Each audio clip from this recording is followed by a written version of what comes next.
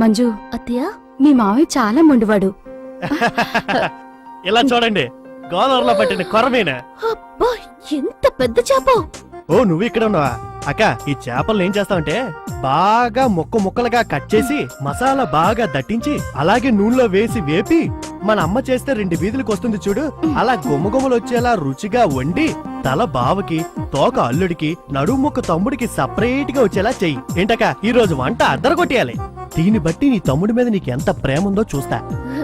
అత్తయ్య, నేను పెడతాను చేపల పులుసు. సరే అయితే నేను వస్తా. రే రే రే, ఎక్కడికి ఇది వెళ్తున్నావు? కొన్నోళ్ళకే తిరిగిచ్చేసి పక్క థియేటర్లో మా గురు ఎన్టీఆర్ సినిమా ఆడుతుంది, చూసి వస్తా. రేయ్, ఏంటి చిన్నానా, నేను చేపల పులుసు బాగా పెడతాను. నువ్వు బాగా పెడతావని ఏంటి గ్యారంటీ? నేను గ్యారంటీరా. అది వండేటప్పుడు నేనేగా పక్కనుండేది. నమ్మచ్చా? నమ్మొచ్చు. సరే తీసుకో, బాగా చెయ్యి. నువ్వే తీసుకో. అక్క, వెళ్ళి 5 నిమిషాలు వచ్చేనా? కొట్టానంటేనా 5 నిమిషాలు ఎలా అవుతుందిరా? సరే 10 నిమిషాలు వస్తా. అయ్యో, చేపలు పచ్చిగా చూస్తేనే నోరుతుంది, వండితే ఇంకెలా ఉంటుందో. రే, ఆ? ఎందుకురా కాలు పిల్లలు అలా తిరుగుతావు? ఉమ్. పోరా ఆ, పో. ఆ. కర్మ.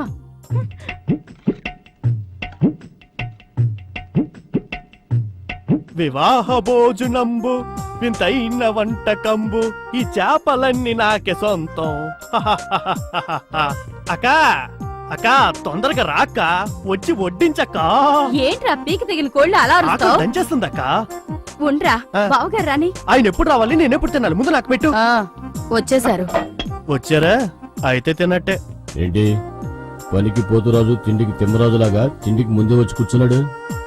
రేయ్, అక్కడేంట్రా లుక్కు?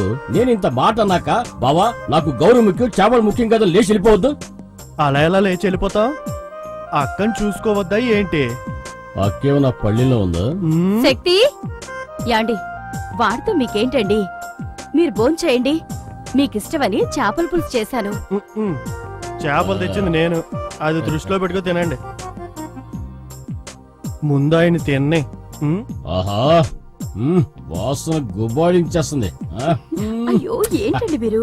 అయ్యయ్య బావా, ఎక్కడా? తినేటప్పుడా? పొట్టు కొట్టేస్తా. అదిగో ఆ సెంటర్ ముక్క.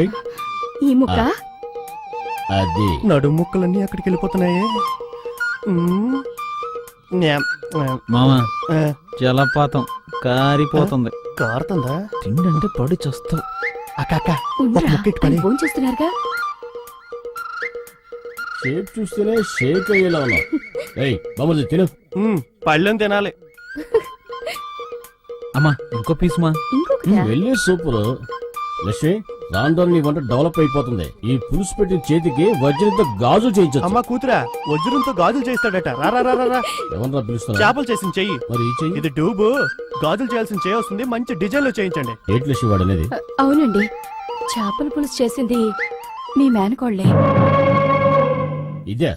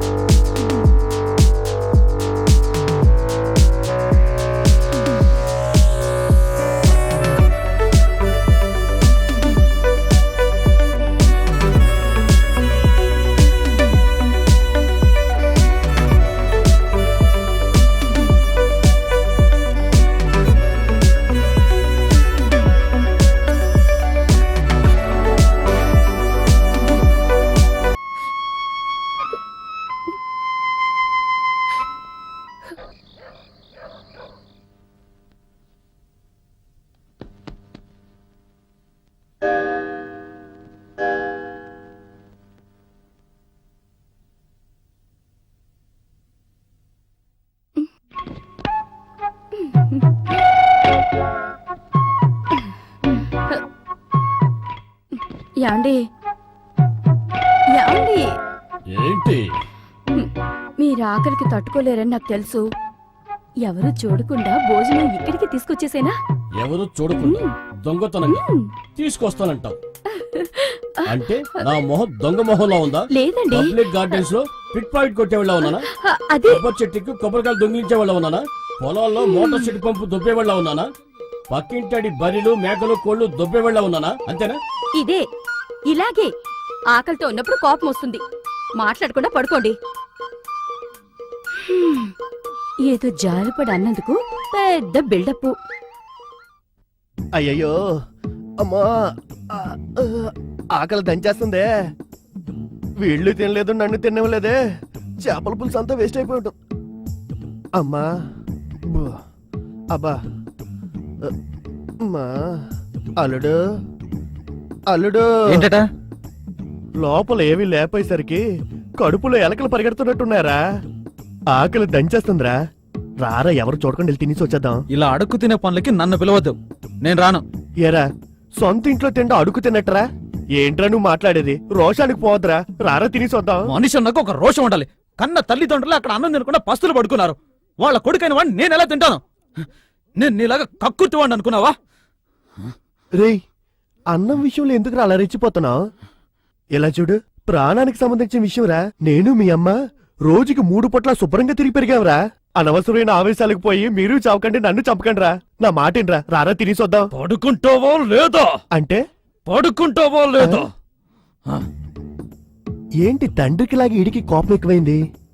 ఎంతైనా ఆ బ్లడ్డే కదా. మనమే అనవసరంగా తెలియకుండా ఇంట్లోకి వచ్చి పడ్డాం.